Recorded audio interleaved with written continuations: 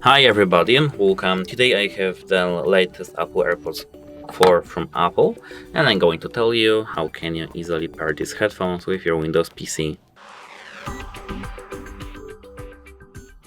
So at first we have to double tap on the touch sensor over here to enter pairing mode, and after that we have to click on this Windows icon at the bottom over here, and we have to remember to not close the case like I did now. If we did, we have to enter pairing mode again with the double tap, and on our Windows PC, on our Windows 11 or Windows 10, we have to enter settings. Here we have to go into Bluetooth and devices. In our Windows 10 we have to go into System and Bluetooth, and here we have to tap Add Device and Bluetooth.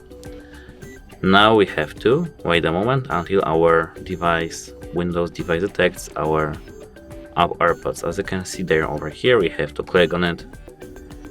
And now your device is ready to go, as you can see. That's it, hope it helps you, and goodbye.